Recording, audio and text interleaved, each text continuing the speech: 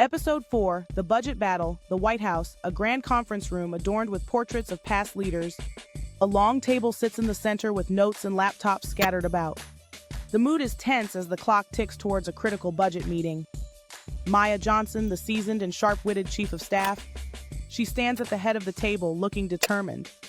The senators, some skeptical, some disengaged, are seated around her. Maya, tapping her pen. Ladies and gentlemen, we're here today to discuss the proposed budget cuts affecting vital programs for healthcare, education, and our environment. These cuts are not just numbers, they're lives affected.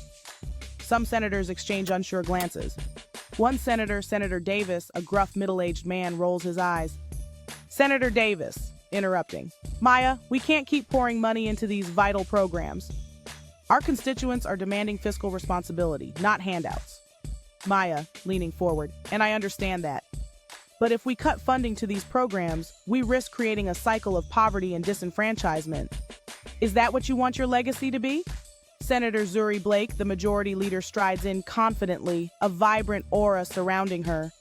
She carries a portable speaker, playing upbeat music as she enters. Zuri, dancing to the music before stopping abruptly. All right, let's turn down the volume on those budget cuts and crank up the sound on social justice. The senators chuckle lightly but remain resistant. Senator Blake, in an energized tone, listen, every dollar spent is an investment in our future.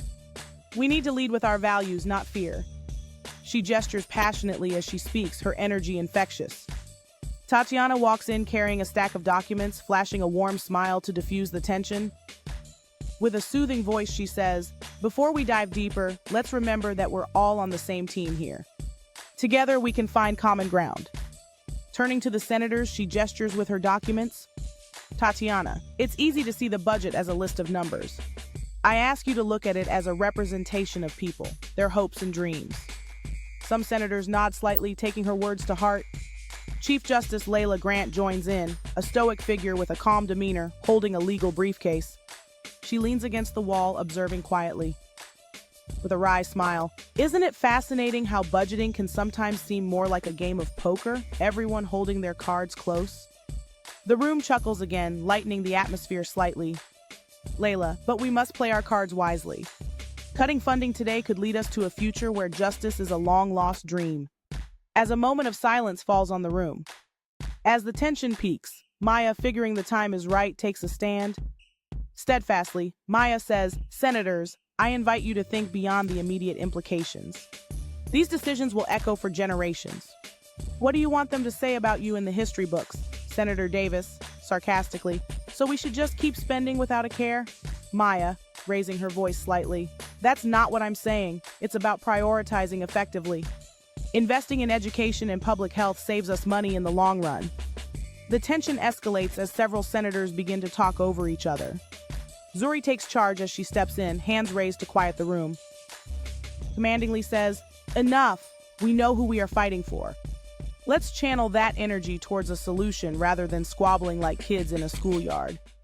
Everyone quiets down, recognizing her authority. Zuri, passionately, how about we reallocate funds from less impactful projects to preserve our community programs? Maya nods in agreement, looking inspired. The senators slowly begin to engage in discussion, some pulling out their notes. Tatiana leans over, whispering to Maya, this could be the turning point. If we can get them to see the real impact of these programs, maybe they'll understand. Maya, nodding, we just need to keep pushing. They can't ignore the voices of our communities forever. Senator Patel, tentatively, what specific programs are we looking at reallocation for? Zuri, thoughtfully responds. We can start with the funding set aside for the luxury beautification projects. Those funds can be redirected towards after-school programs and mental health services, which are crucial for our youth. Senator Davis, skeptical, you think that will actually make a difference? Tatiana, with conviction. Senator Davis, consider this. What kind of society do we want to build? One where we neglect our youth, or one where we empower them? Several senators visibly not accepting of her power. Lila leans into Tatiana and says, I don't think that they are ready to accept Black women running this country. Tatiana responds, oh well, too late. Stay tuned in for the next episode of The Queens of the Capitol.